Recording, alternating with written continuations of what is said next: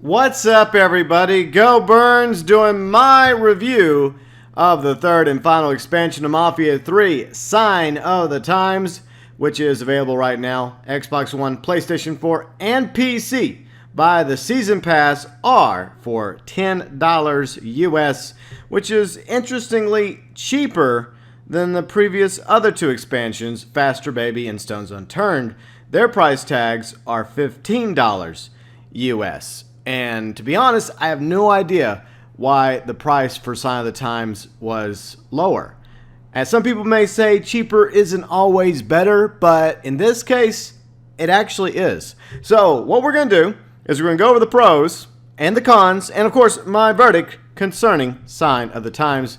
And feel free to chime in below in the comment section with your thoughts, your views, and your opinions regarding this expansion. Spoiler free, please. Okay, so starting off with the pros, the story itself is invigorating. It follows this dark, twisted cult called the Ancelante, and their blood rituals, their sacrifices, all the nasty stuff that they're doing around New Bordeaux in the quote-unquote dark places. So you have Lincoln Clay going up against these guys with the help of Father James, and this is definitely a good story between Lincoln Clay as well as Father James, and ties into a lot of the stuff that happened in the main story concerning Ellis and Sammy Robinson. So there's a lot of that going on in the background as well, concerning how Lincoln is still coping with their losses and trying to go forward and find some sort of light in all this darkness. So there's definitely a lot of that going on between Lincoln and Father James. And there's new characters that are introduced that are phenomenal, each in their own way. Bonnie is the charming, scary leader of the Ancelante. She comes from a well-to-do family, and she is completely insane. She is a nut job, but at the same time, most cult of personalities are. Then, of course, you have Anna, this waitress that gets, persuaded to join the Ancelante by Bonnie. And yeah, she's a very compelling character. Obviously, she had a lot of bad stuff done to her by the Ancelante, and Lincoln's trying to protect her along with Father James and get to the bottom of what the Ancelante are up to and stop them at all costs. Two other characters that you come across in A Sign of the Times that I'd like to mention include Oscar. He is a fellow Vietnam War vet who is discriminated against, and eventually you come across him again. And then, of course, there's Aunt Lily. We find out more about Aunt Lily later. Then, of course, the new ability that was added courtesy of Sign of the Times is Slo-Mo Shooting, which is very similar to Max Payne or Deadshot in or Deadeye in Red Dead Redemption, as well as Franklin's ability in Grand Theft Auto 5. You know the idea. It's not original concept by any means, but still kind of cool to have if you just want to go in slow-mo shooting, baddies, and every time you get a headshot, it gives you a little bit more oomph in the slow-mo meter, so it does eventually go down, and then it recharges eventually as well. So it's cool to have. It's not necessary, but if you want to use it, it's there for you. In fact, it was actually a free update, part of, update 1.09, which came out a day before Sign of the Times. So that came out along with one of the outfits as well. So technically, it was quote-unquote free. Now, two new vehicles that was added, courtesy of Sign of the Times, is the Haro, which is basically this muscle hearse you get at the end of the game that unlocks. And then later on, you unlock the Harrier, which is a really awesome hot rod. And I've had several of you send me tweets and messages in the comment section telling me how much you love the Harrier. This is probably the new fave vehicle in Mafia 3. This is the vehicle that people are enjoying driving around New Bordeaux and the Bayou in. So it's definitely worth unlocking. The next pro is the new weapons. We got two of them, courtesy of Sign of the Times. Throwing knives, which you are introduced to early on in the game. And eventually you unlock another weapon as well, the Black Sacrament Assault Rifle. And it's similar to another assault rifle in the game, but it has a lower recoil. Plus, it's kind of cool looking. It has this really creepy cultist design to it. It's all black and red looking. But the throwing knives, I absolutely love the throwing knives because you can just, you can grab them and you can just like murderize, NPCs and cultists to your heart's content. And what's really cool is you can pick the knives up off the victim. So you knife somebody, you want to get another knife, just pick it up off of them after you've killed them. But, if you want to buy knives from Jackie, they're $500 a pop. Yeah, I kind of complained about that at the beginning of one of my Let's Play episodes of Sign of the Times. Next, of course, is a pretty big pro for a lot of the fans out there. The ability to renovate Sammy's, to rebuild it from, what Marcano did to it. Whenever, the Night of Blood transpired and Ellis, Sammy, along with Danny Burke, were murdered, and Lincoln Clay was left for dead by Sal Marcano and his son, Georgie. But Lily comes back to town, which is Sammy's sister and Lincoln's aunt. And this happens after you complete the main story of Sign of the Times. So this ability unlocks this new side quest. And apparently, Lily has this mad house-flipping renovation skills. So she's like the best of all time. I should have hired her to... for my house flip company a while back. That's how good she is. So she takes Sammy's and she just completely starts rebuilding it, starts upgrading it. Of course, it costs a lot of money, anywhere from like $100 to $150 something thousand in order to fully upgrade Sammy's, not only to its former glory, but to make it look better than ever. So there's various upgrades you can do, along with side missions that unlock, including the Harrier, which you can win in a pink slip race. And of course, the 2 vehicle skins that unlock once you complete fully upgrading Sammy's bar. The next pro is that there is 3 outfits. I mentioned the Wanderer already. It was the free outfit that came out along with the Slo-Mo Shooting with update 1.09. Like I mentioned, it came out the day before Sign of the Times came out. So there's the Wanderer outfit, which basically looks like a standard Lincoln Clay outfit with the army jacket, jeans, but you have a duffel bag that you get to carry around for whatever rhyme or reason. And then the other 2 outfits, which are really cool, by the way. Tea Time, which is this golf look. Lincoln Clay has a beard. He has this, polo on. It looks really clean, really nice. And then the third outfit is a really sweet-looking motorcycle club outfit. We'll talk more about that in a moment, but it does look really cool.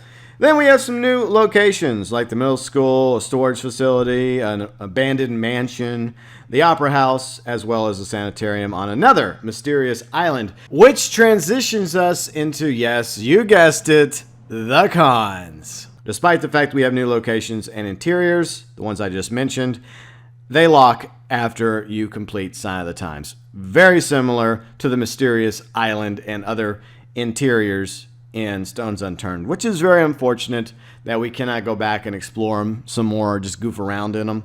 It sucks, but unfortunately that is a reality that we have to deal with, along with another con, no replay. So in order to, once again, go back and replay Sign of the Times, Stones Unturned, Faster Baby, you have to restart the game. There's no multiple save slots, which sucks. I think that there should be.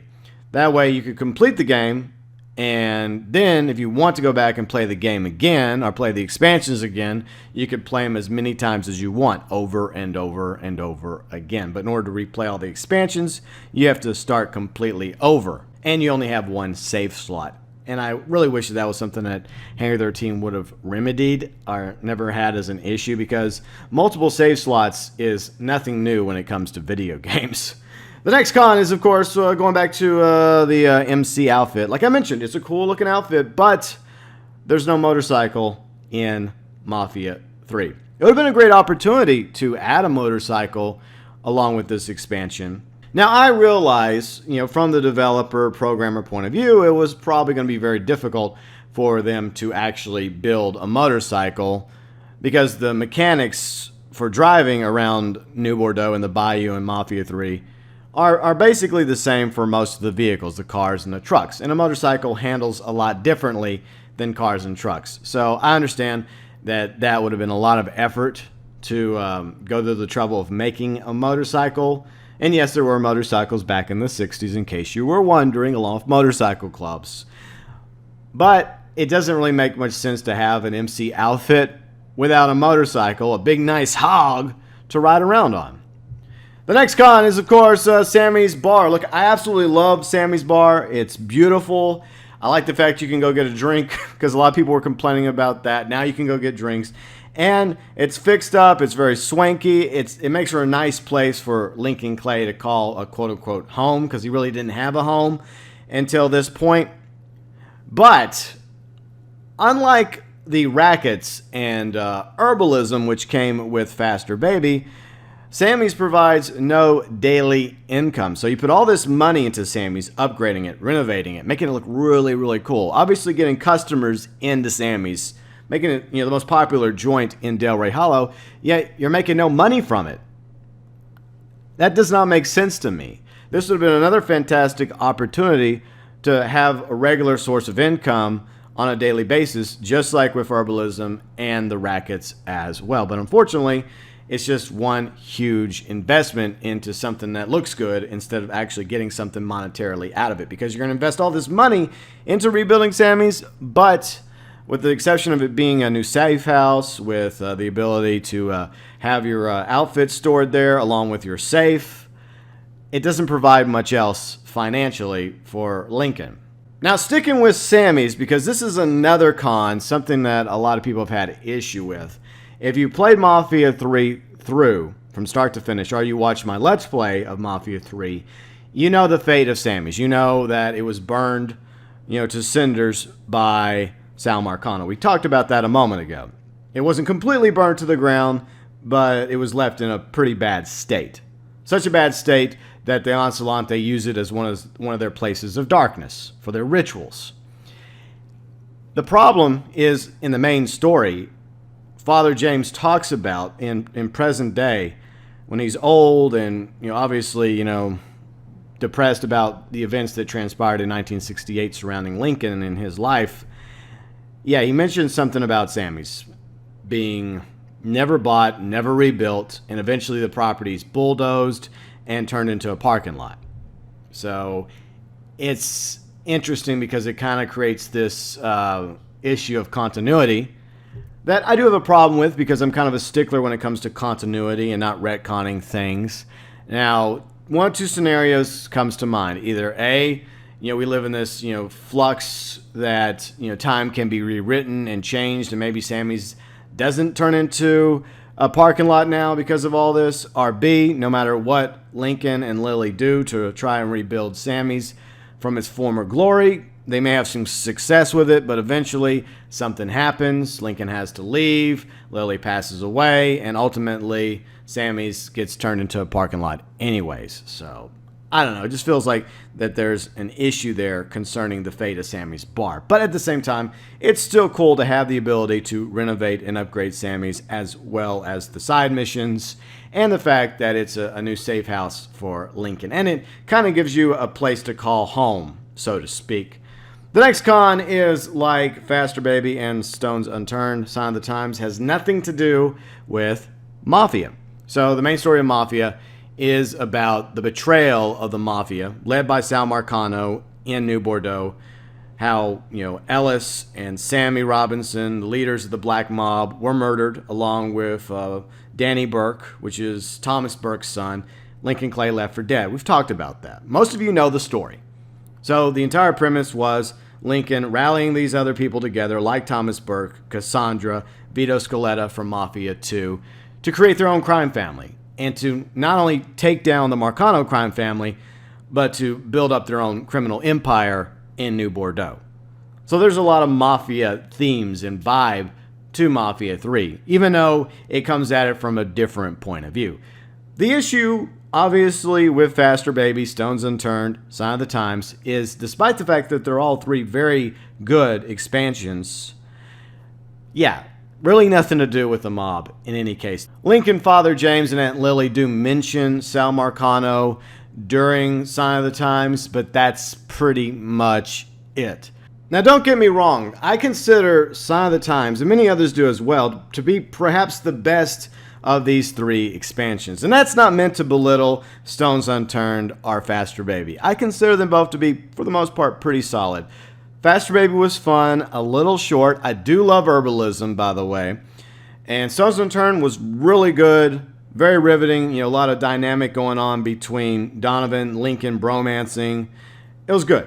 But I would say that Sign of the Times is probably the best of the three. And I haven't gotten to my verdict yet. But It's just a shame that we did not get another Mafia-themed type of expansion with Mafia 3. Like, for example, something a lot of us wanted, a Vito expansion, whether it's a team-up with Lincoln Clay and Vito, actually going out there and doing some stuff together for whatever rhyme or reason, whatever excuse Hangar 13 wanted to come up with, Bill Harms, Ed Fowler, to create a Vito expansion. That would have been fine by me with Lincoln and Vito, or perhaps even a prequel expansion, set shortly after Vito arrives in New Bordeaux, after he's been exiled from Empire Bay. And the first encounter with Sal Marcano, how he has to work himself up into taking over River Row, because I'm sure Sal didn't just give it to Vito.